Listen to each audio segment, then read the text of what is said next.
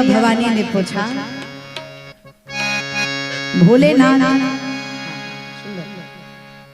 भोलेनाथ मंगलाचरण करते हैं, बंद हो बाल रूप सोई राम। बाल रूप का दर्शन करके कहते हैं, अरे मंगल भवन अमंगल हारी। ये चौपाई कितने लोगों को याद है? जरा हाथ उठाओ।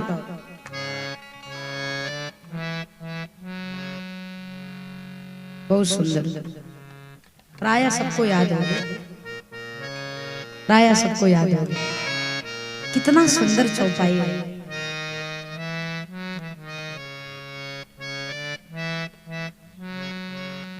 हरि मंगल भवाना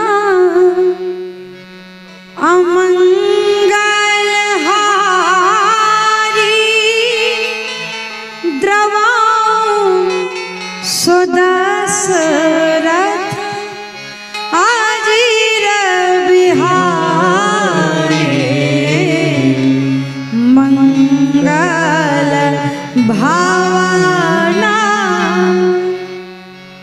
चौपाई कार्य कितना सुंदर गोस्वामी तुलसीदास जी ने लिखा है।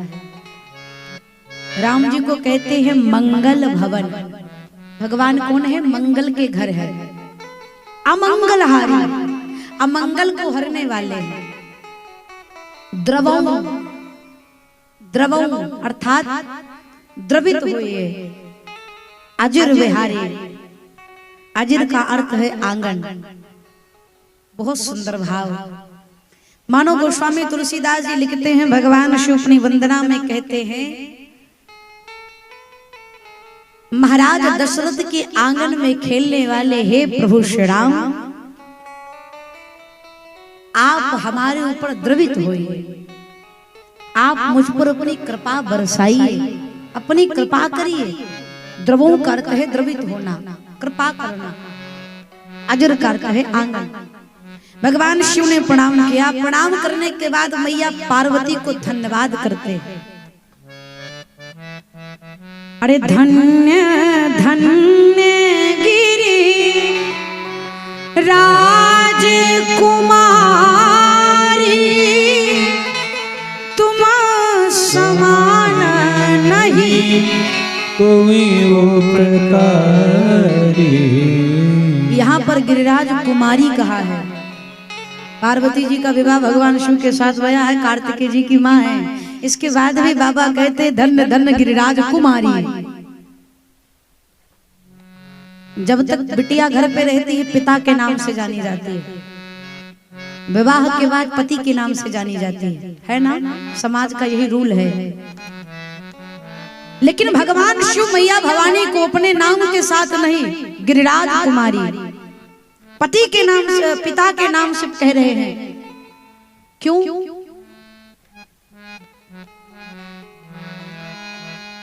गुण हो या अवगुण, दोष हो या गुण, मैया ससुराल में बिटिया अगर सुंदर संस्कार लेकर के आती है, सुंदर व्यवहार करती है, तो मायके वालों में माता पिता के अद्भुत संस्कार देकर विदा किया है माँ बाप ने। अब कहीं कुछ गड़बड़ भया ना, माई बाप पता नहीं क्या सिखाकर भेज दिए, कुछ नहीं आता, सीधे माता पिता पर ही उंगली उठती है। तो आज भगवान शिव कहते हैं कि धन्य हैं आप, आपको बहुत बहुत धन्यवाद, साधुवाद। तो मैया पार्वती ने कहा कि क्यों प्रभु? शिव जी ने कहा जो उपकार तुमने मुझ पर किया है ना देवी, इसके पहले ये उपकार आज तक मेरे ऊपर किसी ने नहीं किया। मैया ने कहा प्रभु मैं आपके चरणों की दासी हूँ, भला मैं कौन सा आपके ऊपर उपकार करूंगी? भगवान शिव कहते हैं देवी, अरे पूछे हो रघुपति कथा प्रसंगा, सकल लोक जग पावनी गंगा। देवी आपने मुझ पर इसलिए उपकार किया है, अगर कथा पूछती तो दुखी हो जाता, लेकिन कथा पूछ करके तुमने मुझ पर कृपा कर दिया। पूछो रघुपति कथा प्रसंगा। राम जी के बारे में पूछा, अस्तु मैं आपको धन्यवाद करता हूँ और कहूँ पार्वती, तो जिसने जीवन में भगवान के कथा ना सुने उसके कान सांप के बिल के समान होते हैं। ये कनवा देख रही हो ना, अगर इससे कथा नहीं सुनोगी तो इसका महत्व उतना नहीं रहेगा जितना सांप का बिल। हाँ, जिन नेत्रों से महापुरुषों का, भगवान का, संतों का दर्शन न भया हो, वो नेत्र मोर के पंख पर बने हुए नेत्र के समान है। जिसकी गर्दन संत महापुरुष श्रेष्ठ के सम्मुख न झुके, उसकी गर्दन कड़वी लौकी के समान है। जिसका हृदय भगवान की कथा सुनने के बाद भी न पिघले, उसका हृदय पत्थर है, पत्थर। और इतना ही नहीं, जो नहीं कराए राम गुण गाना,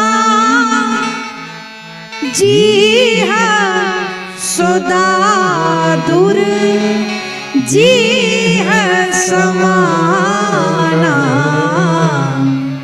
गोस्वामी तुलसीदास जी कहते हैं, जो भगवान का भजन नहीं करते उनकी जीवा दादुर के समान होती है। दादुर का दो अर्थ है, एक का अर्थ है चमगादड़ और दूसरे का अर्थ है मेढक।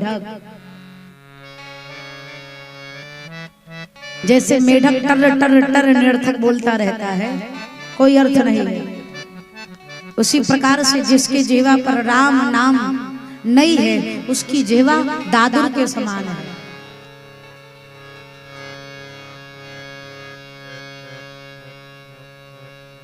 अच्छा,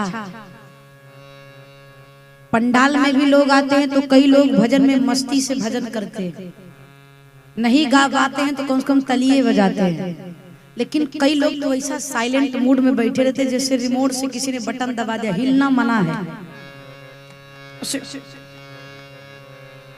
देखने के बाद हम सोच में पड़ जाते हैं, इसको कहा भया, अरे कथा में आए हो, आनंद लूटने आए हो, मुस्कुराओ, भजन गाओ, मस्ती में बैठो। ऐसे लग रहा है जैसे पूर्ण तिथि पर पैदा भये हैं, हंसना तिनको आता ही नहीं, मुस्कुराना चाहिए। कथा में आए हो, उत्साह से बैठो, आनंद के साथ बैठो, उमंग के साथ बैठो।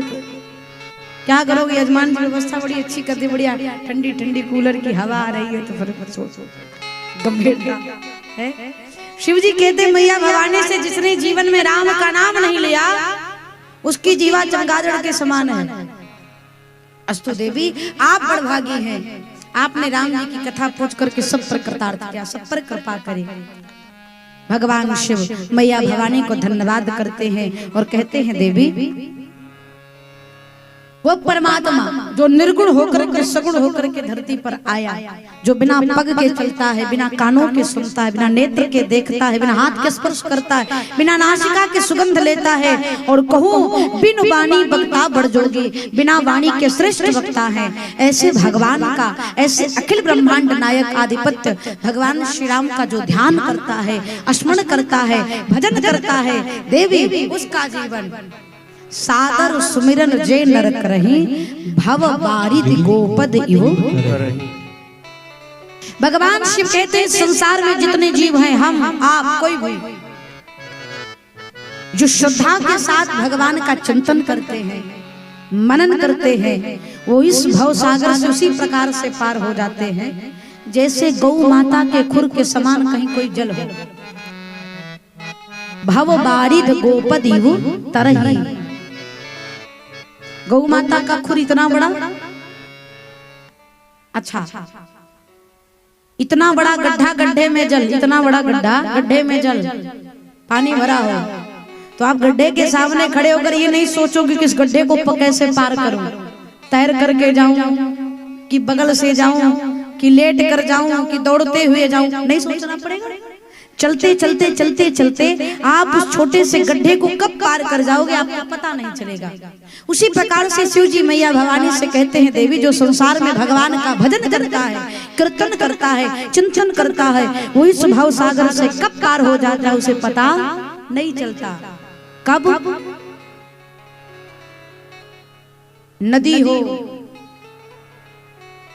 समुद्र हो, कितना भी जल का उफान तेज हो, लेकिन अगर नाव पर बैठे हो और नाविक को नाव चला रहा है तो आप आसानी से उस नदी को पार कर जाओगे। तो भगवान का नाम इस भव सागर से पार ले जाने के लिए सुंदर नौका है। इस राम नाम रूपी नौका पर बैठे और इस भव सागर से पार हो जाइए। बाबा ने मैया भवानी को निवेदन करते हुए कहते हैं, देवी श्री रामचरितमानस में भगवान के जन्म का प्रमुख 5 कारण है।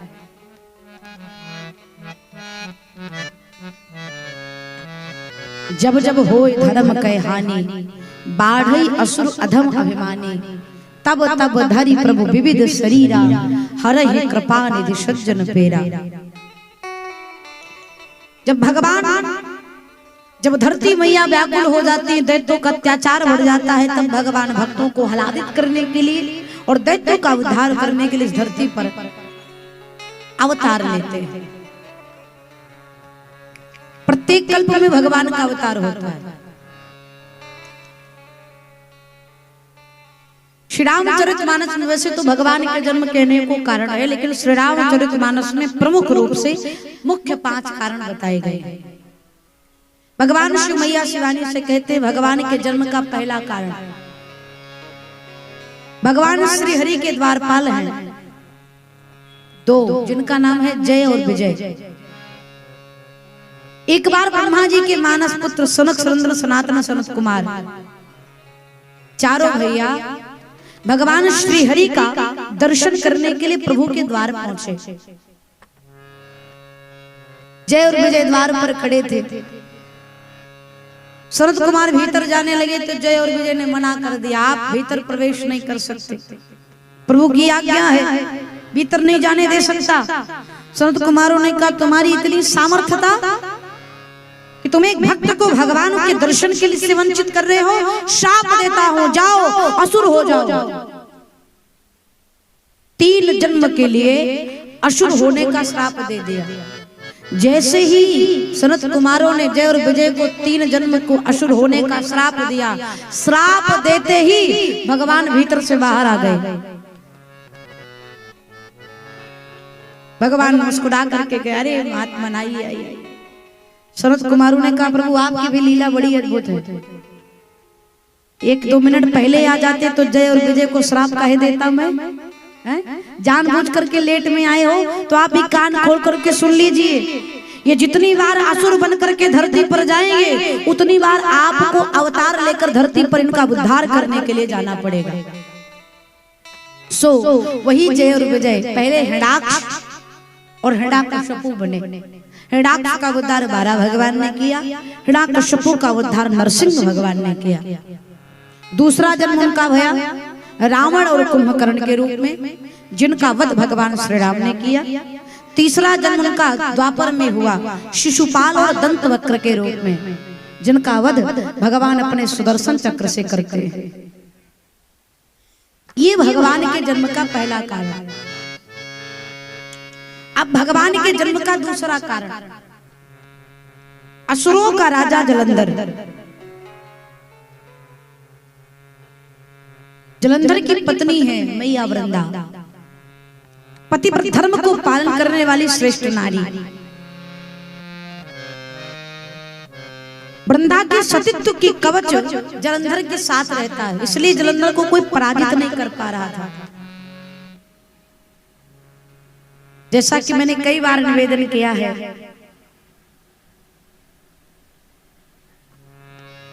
कि पुरुष का भाग्य स्त्री के कर्म से जुड़ा होता है। पत्नी जिस मार्ग पर जाएगी उसका पूरा फल पति को प्राप्त होता है। इसलिए स्त्री का धर्म है कि श्रेष्ठ मार्ग पर चले, सत्कर्मी बने, भजनानंदी बने, प्रयास किया जाए। मैया वृंदा का सतीत्व जलंधर का कवच बना। सारे देवता सोचने लगे जलंधर को मारा कैसे जाए। तो एक दिन देवताओं ने जलंधर को ललकारा। देवताओं की ललकार को सुनकर के जलंधर युद्ध करने के लिए जाने लगा। तो मैया वृंदा कहती हैं, स्वामी जब तक आप विजय प्राप्त करके नहीं लौट आते, मैं आपके विजय होने की प्रार्थना करती हूँ।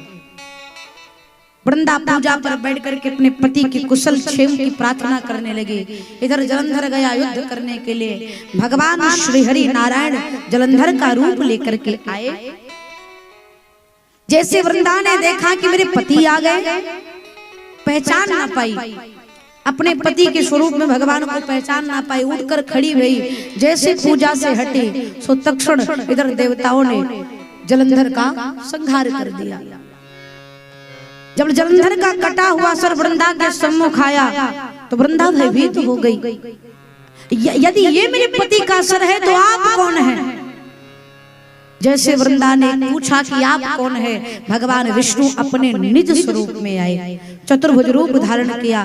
तो वृंदा को बड़ा आवेश आया, भगवान होकर के आपने मेरे साथ छल किया, जाओ शाप देती हूँ, पत्थर हो जाओ। भगवान श्री हरि को उसी समय वृंदा ने शाप दिया, भगवान पत्थर हो गए। यहीं पर भगवान का एक स्वरूप धारण हुआ जिनको हम आप शालिग्राम कहते हैं। शालिग्राम का स्वरूप धारण हुआ। सारे देवता हाहाकार करते हुए वृंदा के पास आए। वृंदा ने भगवान को क्षमा किया। भगवान अपने निज स्वरूप में तो आ गए, लेकिन भगवान ने अपना एक छवि शालिग्राम के रूप में छोड़ दिया। वृंदा योग अग्नि को प्रकट करके अपने आप को जला करके भस्म करती है और उसकी चिता से एक सुंदर तुलसी का बरवा निकला। तब से भगवान श्री हरि ने अपने मुखारविंद से कहा कि किसी भी भोग को मैं तब तक स्वीकार नहीं करता जब तक उसमें तुलसी दल न पड़ जाए। और आज के बाद शालिग्राम का विवाह केवल और केवल तुलसी के साथ होगा। मैया वृंदा ही सदा सर्वदा के लिए तुलसी बन करके भगवान के साथ विराजमान हो गई। वृंदा के वचन के अनुसार वही जलंधर रावण बना और मैया जानकी का हरण करके लेकर के गया। ये भगवान के जन्म का दूसरा कारण। अब भगवान शिव मैया पार्वती से कहते हैं भगवान के जन्म का तीसरा कारण।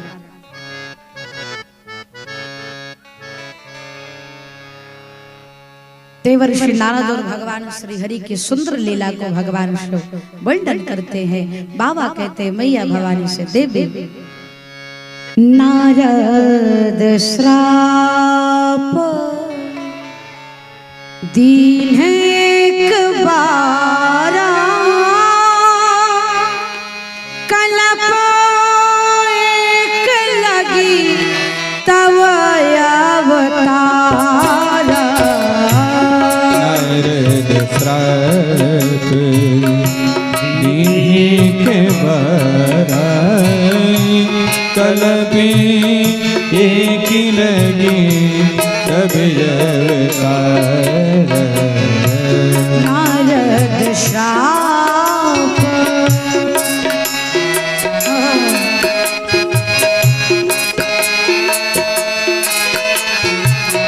गिरिजा चकित भाई सुने पाने। गिरिजा चकित भाई सुनी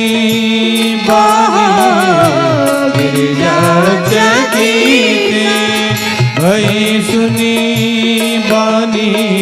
नारद विष्णु भगत पुण्य ज्ञानी कारण कवना श्राप मुनि दीन्हा कायप राघ रमापति कीन्हा। कारण कवने राधि मुनि दीन्हा कायपि राधे रमापति कीन्हा। कारण कवने राधि मुनि दीन्हा कायप राघ रमापति कीन्हा। गुरु के चरणों की निष्ठा कैसी होनी चाहिए, गुरु भक्ति कैसी होनी चाहिए, ये मैया पार्वती के प्रसंगों से हम आप शिक्षा लें। भगवान श्री हरि ने कहा, एक बार की बात है, देवर्षि नारद ने भगवान श्री हरि को श्राप दे दिया। श्राप के कारण भगवान को अवतार लेना पड़ा। जैसे इतना सुना कि श्राप दे दिया देवर्षि नारद ने, अरे देवर्षि नारद तो भगवान के अनन्य भक्त हैं। मैया बोल पड़े, अरे कारण कवन श्राप मुनि दीन्हा,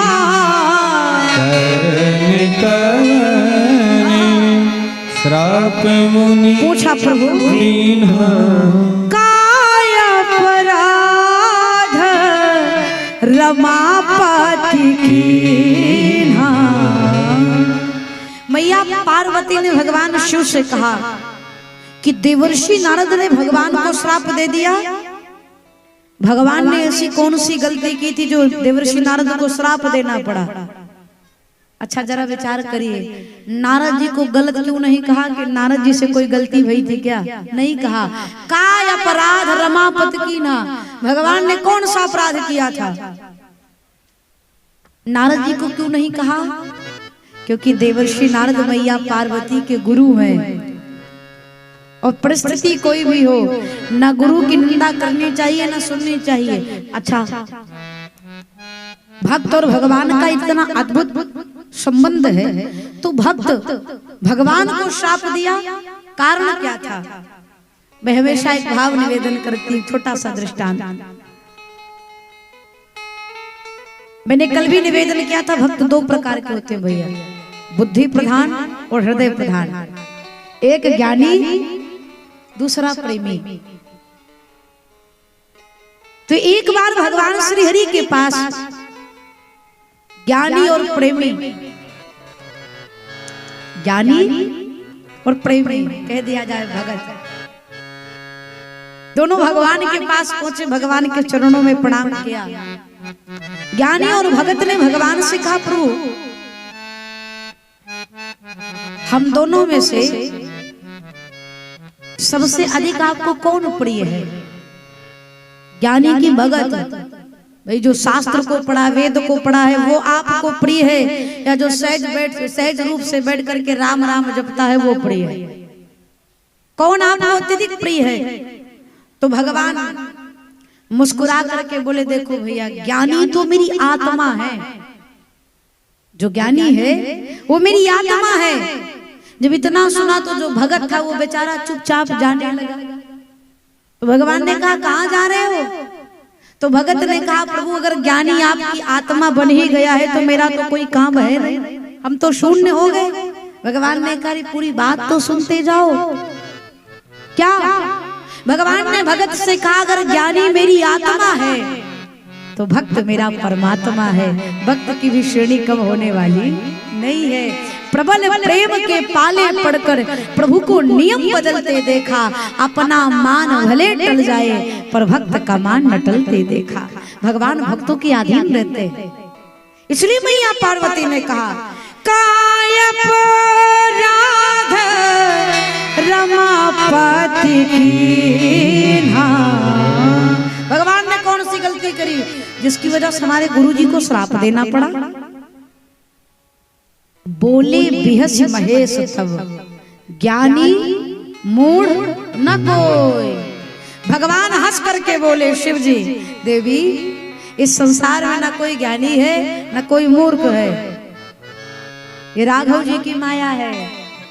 जिसको जब चाहे बना दे, जब चाहे बिगाड़ दे। हमने कल भी निवेदन किया था, सारा कमाल यही का है। चकाचक आनंद से बैठ करके सुन रहे हो, इनकी कृपा है। एक नस इधर से उधर कर दे, क्या बोलना है पता नहीं चलेगा, कहेंगे राम निकलेगा आम। इनकी कृपा है, बुला रहे हैं, बोल रहे हैं। भगवान शिव हंस कर कहते, देवी इस संसार में ना कोई ज्ञानी है ना कोई मूर्ख है, ये राघव जी की माया, जो जिसको जिस क्षण प्रभु बना दे वो उसी रूप में अपना किरदार करता है। मैया पार्वती ने हाथ जोड़ करके कहा, नाथ कृपा करके हमारे गुरु जी के पूरे चरित्र को विस्तृत रूप से सुनाइए। तब भगवान शिव कहते हैं, देवी एक बार देवर्षि नारद हिमालय की तलहटी पर पहुंचे। सुंदर मंद सुगंध हवाएं चल रही हैं, पक्षियां कलरव कर रहे हैं, कल कल बहता हुआ भगवती सुरसरी गंगा मैया का पावन निर्मल जल। भगवती गंगा जी के पावन जल को जब दर्शन किया देवर्षि नारद ने, तो जिन चरणों से सुरसरी निकली है, जिन चरणों से गंगा मैया का प्रादुर्भाव गया है, गंगा जी का दर्शन करने के बाद देवर्षि नारद का मन भगवान के उन चरणों में पहुंच गया। गंगा जी का दर्शन करने के बाद नारद जी का मन भगवान के चरणों में गया और इतनी मस्ती से मन गया कि देवर्षि नारद समाधिस्थ हो गए, समाधि में चले गए। यद्यपि देवर्षि नारद को श्राप था, किसका? दक्ष प्रजापति का, कि एक घड़ी से ज्यादा कहीं रुकेंगे नहीं। क्यों श्राप दिया? क्योंकि नारद जी ने दक्ष के पुत्रों को बाबा बना दिया। दक्ष ने पुत्रों को जन्म दिया। जन्म देने के बाद जब पुत्र शिक्षा ग्रहण करके आ रहे थे दक्ष के, तो मार्ग में देवर्षि नारद मिल गए। दक्ष के पुत्रों से कहा, कहां से आ रहे हो? बोले शिक्षा ग्रहण करके आ रहा हूं। क्या करोगे? विवाह करूंगा इसके बाद जा करके। नारद जी ने ऐसी कथा कही ना कि घर आने के बजाय जंगल चले गए। दक्ष के सारे पुत्र बाबा हो गए, साधु हो गए। सूचना मिली, दक्ष ने दूसरी बार पुत्रों की उत्पत्ति करी। फिर शिक्षा ग्रहण करके लौट रहे थे, फिर बाबा देवर्षि नारद ने ऐसा सत्संग किया, ऐसा ज्ञान दिया कि फिर साधु हो गए, फिर बाबा हो गए। दक्ष ने सोचा ये तो गड़बड़ हो गया भाई, जितनी बार संतति की उत्पत्ति होती उतनी बार नारद जी बाबा बना दे रहे हैं। सो नारद जी को श्राप दे दिया, एक घड़ी से ज्यादा रुकेंगे नहीं। अब एक घड़ी से ज्यादा रुकेंगे नहीं तो कथा कहेंगे नहीं, कथा नहीं सुनेंगे तो लोग बाबा नहीं होंगे। फिर बाबा बनना इतना आसान नहीं है। अच्छा, लोगों की नजर में बाबा की बड़ी दुर्गति। आज तो नहीं पता, लेकिन कुछ समय पहले जाओ तो माताएं जब बच्चे रोते थे तो माताएं अपने बच्चों को चुप कराती, बेटा चुप हो जा, नहीं बाबा आ जाएंगे। ये तो तब भी ठीक है कि बाबा आ जाएंगे, तो वो बड़ी कृपा है। कुछ लोग को तो मैंने कहते ये सुना है, बेटा चुप हो जा वरना बाबा खा जाएंगे। बाबा शुद्ध सात्विक वाले होते भैया। अच्छा, बड़ी विडंबना, बच्चे सुबह उठ करके पूजा पाठ करे तो माताएं पिताजी चिंतित हो जाते हैं, क्यों? कहीं बाबा ना हो जाए। कहूं मैया, डॉक्टर इंजीनियर बनना आसान है, बाबा बनना बड़ा कठिन है। अच्छा, पहनना आसान है, स्वरूप से बनना आसान है, लेकिन स्वभाव से जोगी बनना बड़ा कठिन है। नारद जी महाराज को श्राप दे दिया।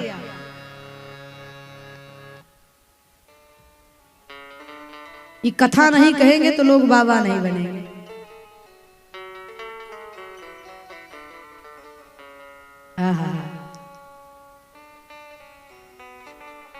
एक सदगृहस्थ का श्राप एक संत को लगा। दक्ष प्रजापति सदगृहस्थ है। दक्ष ने श्राप दिया, देवर्षि नारद को लग गया। चिंता का विषय, विचारणीय विषय है कि गृहस्थ का श्राप एक संत को लगा। क्यों लगा? क्योंकि वो आवश्यक था। भगवान ने सोचा अगर नारद जी सबको बाबा बनाते जाएंगे, सब साधु हो जाएंगे, तो गृहस्थ जीवन में कौन प्रवेश करेगा? और जब कोई गृहस्थ जीवन में नहीं प्रवेश करेगा तो संत आएंगे कहां से? संत क्या, चाहे भक्त हो चाहे भगवान हो, भक्त और भगवान को प्रकट करने के लिए अगर किसी में सामर्थ्यता है तो केवल सदगृहस्थ आश्रम में, क्योंकि सबसे श्रेष्ठ आश्रम सदगृहस्थ आश्रम। गृहस्थों के यहाँ भगवान का भी अवतार होता है और भगवान के भक्तों का भी अवतार होता है। इसलिए नारद जी महाराज को श्राप लगा। लेकिन आज जब नारद जी गंगा के तट पर बैठे तो अखंड समाधि लग गई देवर्षि नारद की। भजन में इतनी तन्मयता से विराजमान हो गए कि दक्ष के श्राप का कोई प्रभाव नहीं पड़ा। नारद जी मस्ती से समाधि में बैठे। देवताओं में देवराज इंद्र, जिसको कुर्सी से प्रेम हो जाता है ना, वो अपनी कुर्सी को बचाने के लिए क्या क्या कर जाए कुछ पता नहीं। और कुर्सी की बड़ी मारा मारी भी है, बड़ी छीना झपटी है, मुझे मिले मुझे मिले मुझे मिले के चक्कर में बड़ी गति है। देवराज इंद्र सिंहासन पर बैठे बैठे सोचने लगे, क्या नारद जी को कहीं मेरी कुर्सी से प्रेम तो नहीं हो गया, तब करके कहीं मेरा सिंहासन न छीन ले। इसलिए देवराज इंद्र ने कामदेव को भेजा। रंभादिक्याद अप्सराएं आई, आकर के नृत्य करने लगे, वाद्य यंत्र बजाया, गायन किया, नृत्य किया, बार बार बहुत प्रकार से कामदेव ने यत्न किया, लेकिन अरे काम कला कछु मुनहि न व्यापी, काम कला कछु मुनहि न व्यापी, निज भय डरे वो मनोभव पापी। कामदेव आए, नाना प्रकार का जतन किया, परंतु देवर्षि नारद जी के ऊपर कोई प्रभाव नहीं पड़ा।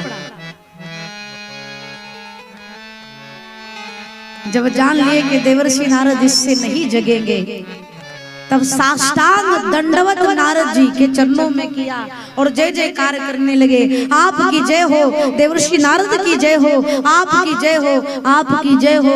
और जैसे भैया जय जयकार भई, नारद जी के नेत्र खुल गए। कहूं आपको, जो कामदेव के गायन में, वादन में नारद के नेत्र नहीं खुलवा पाए थे, वो नारद जी के प्रणाम करने के बाद कामदेव ने जैसे प्रणाम करी, वंदना किया, वंदन किया, स्वयं नारद जी के नेत्र खुल गए। कथा कहती है प्रशंसा से बचा जाए। अधिक प्रशंसा सुनने के बाद हृदय में कहीं न कहीं अहंकार का बीज अंकुरित हो सकता है। नारद जी कामदेव के प्रभाव से नहीं जगे। रंभादिक्याद अप्सराओं के नृत्य को देख करके नारद जी नहीं जगे, लेकिन जैसे अपनी प्रशंसा सुने, जय जयकार सुने, जग गए। इसलिए अपनी प्रशंसा से बचा जाए। कोई ज्यादा प्रशंसा करने लगे भैया तो बात को टाल करके वहां से खिसक लो। नारद जी को प्रणाम किया, नारद जी के नेत्र खुले। नारद जी ने देखा, ओ हो कामदेव, ये केवल मेरे पास ही नहीं, भगवान शिव के पास भी गया था। लेकिन अंतर है, भगवान शिव के पास जब गया शिव जी को जगाने के लिए, तो भगवान शिव ने कामदेव को जला करके भस्म कर दिया था। लेकिन मैं तो शिव जी से बड़ा हो गया हूँ। क्यों भाई? नारद जी सोचने लगे कि शिव जी ने कामदेव को जलाकर भस्म कर दिया, वही स्थिति लेकर कामदेव मेरे पास आया, लेकिन मुझे इसको देखकर क्रोध नहीं आ रहा है। इसका अर्थ यही है कि भगवान शिव के ऊपर से मेरी एक सीढ़ी हो गई है, मैं उनके ऊपर हो गया हूं। मैंने कामदेव को जीता, साथ ही साथ में मैंने क्रोध को भी जीत लिया। कामदेव ने नारद जी के चरणों में प्रणाम किया। नारद जी ने कहा, जाकर के देवराज इंद्र से कह देना कि मुझे उनकी कुर्सी से कोई लेना देना नहीं है। माताओं से निवेदन है, शांति की व्यवस्था बनाओ। काय बोल रही हो? कहाँ मिली जलेबी? न मिली। महाप्रसाद मिलेगा, बाद में मिलेगा। हमको बोलने दो, हम बोलेंगे तो हमको यजमान पैसा देंगे, आपको कुछ नहीं मिलेगा। मुझे शांति से सुनो, प्रेम से सुनो। सुनने आए हो, सुनाने का कार्य मेरा है। सुनाने का मन करे तो कमरे में आ जाइएगा 4 घंटे बाद, हम आपको सुन लेंगे। जीवन हमें सुनने में बड़ा अच्छा लगता है। अरे काम कला कछु मुनहि न व्यापी, काम कला कछु मुनहि न व्यापी, निज भय डरे वो मनोभव पापी। नारद जी के ऊपर जब कामदेव महादेव का कोई असर नहीं पड़ा। नारद जी की जय जयकार भई। नारद जी नेत्र खोले। नारद जी को लगा मैंने काम को जीता, मैंने क्रोध को जीता, मैंने लोभ पर विजय प्राप्त कर लिया, मेरे जैसा कोई दूसरा नहीं। कामदेव नारद जी को बार बार प्रणाम करके इंद्र की सभा में गए। अरे देवर्षि नारद ने तो क्रोध और लोभ को भी जीत लिया, क्या परेशानी हुई? तो सारे देवता नारद जी की जय जयकार किए, साथ में भगवान की भी जय जयकार किए कि सब प्रभु की कृपा से सुलभ गया। इधर देवर्षि नारद के मन में आया कि जो भगवान शिव काम को जला करके भस्म कर दिए थे, उन कामदेव को देख करके मुझ में क्रोध नहीं आया, तो इस कथा को सबसे पहले शिव जी को ही सुनाना चाहिए कि जो वो नहीं कर पाए वो हम कर दिए।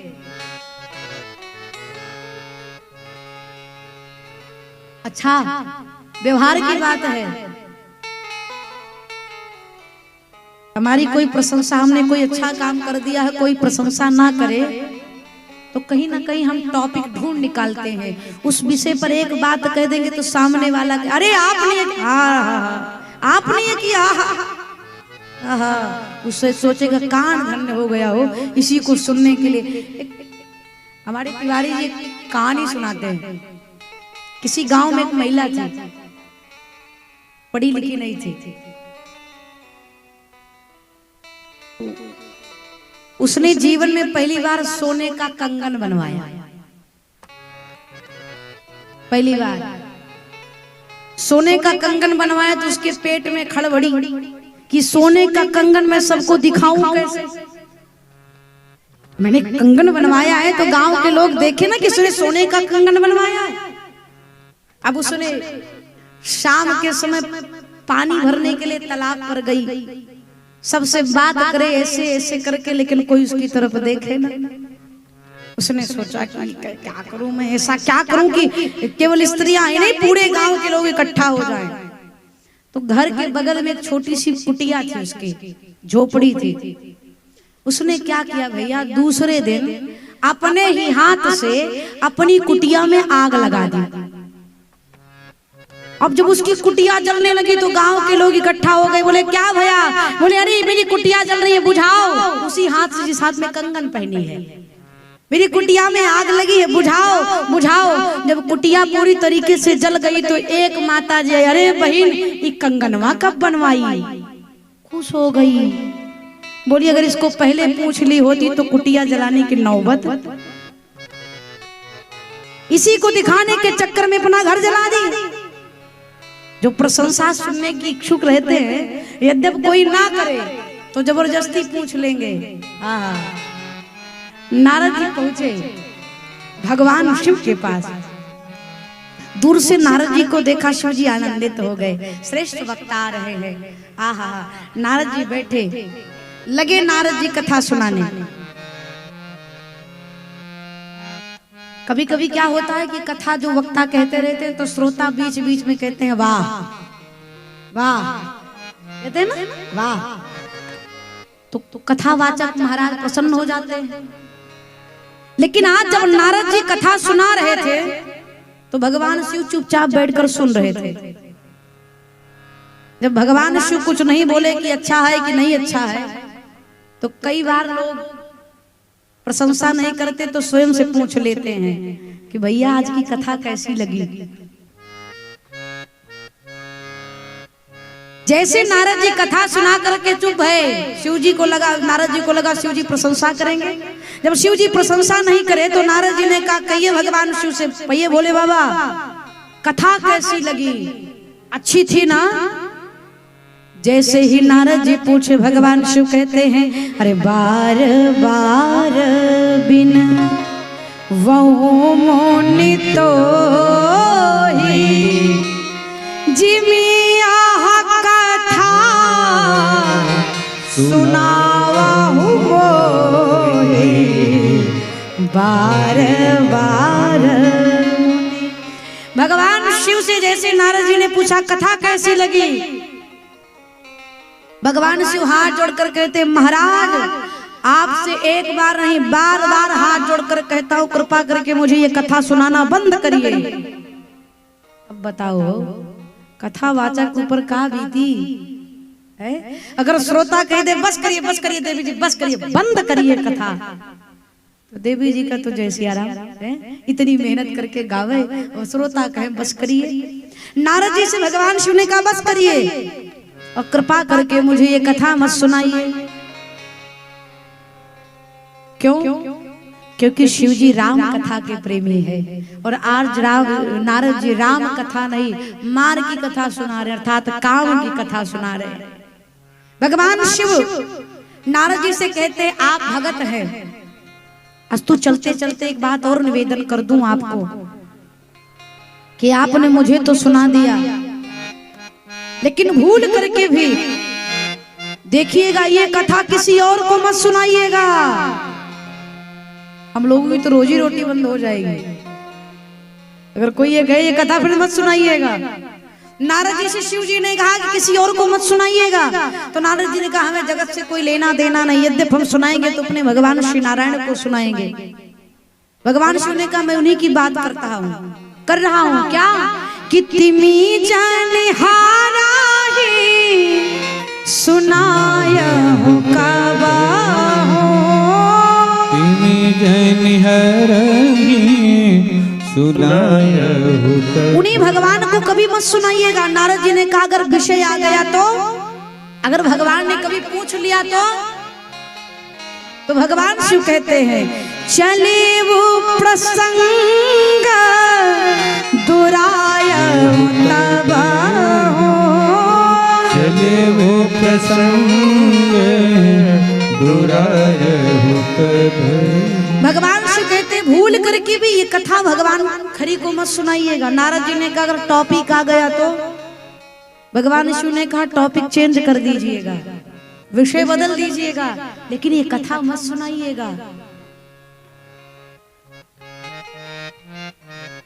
परंतु भगवान शिव का उपदेश नारद जी को भाया नहीं। संबुदीन उपदेश हित नहीं नारद ही सुहाय।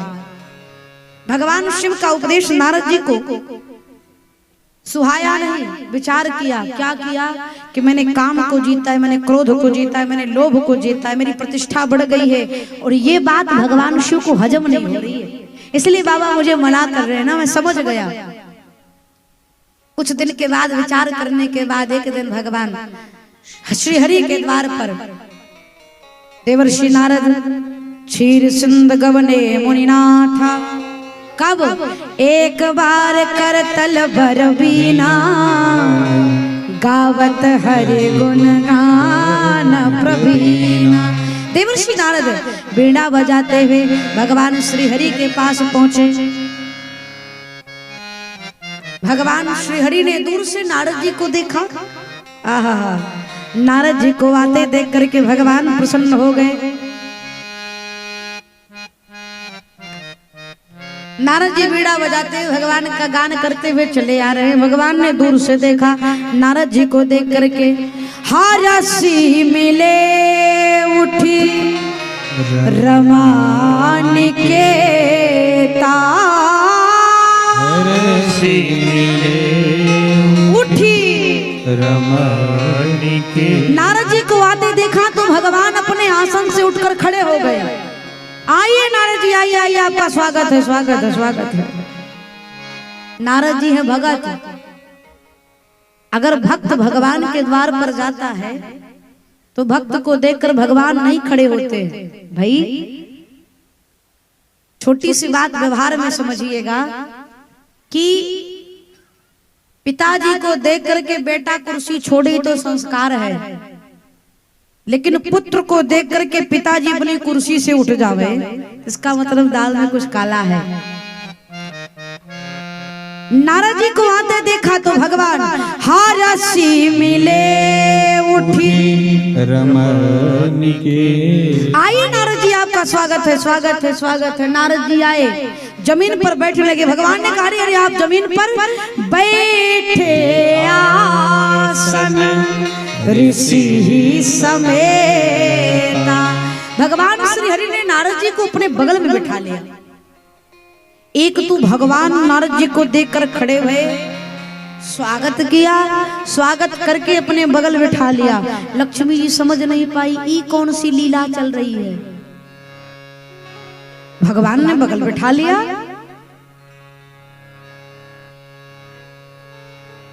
नारद जी जब भगवान के बगल बैठे ना आसन पर, तो नारद जी को लगा इनमें और हम में कोई अंतर, बराबरी पर बैठने का अधिकार उसी को है जो आपके समान ज्ञानवान हो, बलवान हो, बुद्धिमान हो। गुरु और शिष्य कभी बराबरी पर नहीं बैठते, भक्त और भगवान कभी बराबरी पर नहीं बैठते। नारद जी को बगल बिठाया, भगवान बोल पड़े, बोले बिहासी चराचर राया, बोले बिहासी चराचर राया, बहुते दीनाना कीन मोनि दाया, बहुते दीन कीन मोनि। भगवान मुस्कुरा करके नारद जी से कहते, रे देवर्षि नारद, बड़ी कृपा की आपने, बहुत दिनों के बाद दर्शन दिया, बस नारद जी को विषय मिल गया। जैसे भगवान ने कहा बहुत दिन के बाद कृपा की, नारद जी ने कहा अरे महाराज बहुत बिजी था। कहाँ बिजी थे भैया? नारद जी लगे कथा कह रहे, वो मैंने समाधि में बैठी, मैं काम को जीता, मैं क्रोध को जीता, पूरी व्यथा कह डाली। काम चरित नारद सब भाखे, नारद जी पूरी काम चरित्र को कह दिया। जबकि यद्यपि प्रथम बरजी शिव राखे, यद्यप भगवान शिव ने समझाया था कि देखिएगा इस कथा को भगवान को मत कहिएगा, लेकिन नारद जी पूरी काम कथा कह डाली। जैसे कथा कही, भगवान हंसकर कहते, नारद जी आपकी जय हो। आपका दर्शन करने के बाद काम, क्रोध, मद, लोभ, दंभ ये सारे शत्रु नष्ट हो जाएंगे। नारद जी आपकी जय हो, जय हो, जय हो। जैसे नारद जी ये जय जयकार भाई, नारद जी को लगा अब मेरा लेवल बढ़ गया। नारद जी वहां से जब भगवान को प्रणाम करके आगे बढ़े, तब मैया लक्ष्मी ने भगवान से कहा, प्रभु आज आपकी लीला समझ में नहीं आई। आपने नारद जी को अपने बगल बिठा लिया, उनको देख करके कुर्सी छोड़ दिए। ध्यान से समझिएगा। भगवान ने कहा मेरा भगत बीमार हो गया है, बीमारी लग गई है, उसी का ट्रीटमेंट कर रहा था। लक्ष्मी जी ने कहा ये कौन सा ट्रीटमेंट है प्रभु? भगवान ने कहा इसके हृदय में अभिमान अंकुरित हो गया है, अभिमान का दीपक जल रहा है। मैया लक्ष्मी ने कहा प्रभु आप हवा देकर उसे और बढ़ा रहे हैं। भगवान ने कहा कारण है। क्या कारण है? नारद जी के हृदय में, मन में अभिमान का फोड़ा हुआ है। आप डॉक्टर के पास जाइए, ध्यान से समझिएगा। डॉक्टर के पास जाइए, डॉक्टर साहब से कहिए कि सरकार मेरे हाथ में फोड़ा हो गया है। कब भैया? कल से शुरू भैया है। तो डॉक्टर साहब आपको टिकिया देंगे, दवाई, क्या इसको खा लो बैठ जाएगा, इस दवाई को खा लीजिए बैठ जाएगा। अगर आपने उस दवाई का सेवन कर लिया तो वो फोड़ा वहीं पर बैठ जाएगा, और यद्यपि आपने दवाई नहीं खाई तो वो फोड़ा बढ़ जाएगा।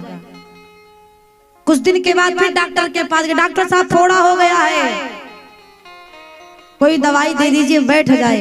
डॉक्टर साहब कहेंगे अभी दवाई से बैठने वाला नहीं है, तो ऑपरेशन करना पड़ेगा। तो कहेगा कर दो, डॉक्टर कहेंगे ना ना ना अभी ऑपरेशन करने लायक नहीं है, तो इस दवाई को ले जाओ, इस टिकिया को खाओ, इस टिकिया को खाते खाते ये फोड़ा बड़ा होगा, जब पक जाएगा तब आइएगा, फिर मैं इसका अच्छे से ऑपरेशन कर दूंगा। भगवान कहते यही दशा नारद जी की है। नारद जी को अभिमान का फोड़ा हुआ। भगवान शंकर ने उपदेश की दवाई दी, इसको बेटा खा लो बैठ जाएगा, लेकिन इसको खाए नहीं। इसलिए मैं ये दवाई इसलिए दे रहा हूँ कि ये फोड़ा थोड़ा और बड़ा हो जाए तो कुछ देर बाद मैं इसका ऑपरेशन करके जड़ से इसको समाप्त कर दूं, इसीलिए मैंने ये दवाई दी।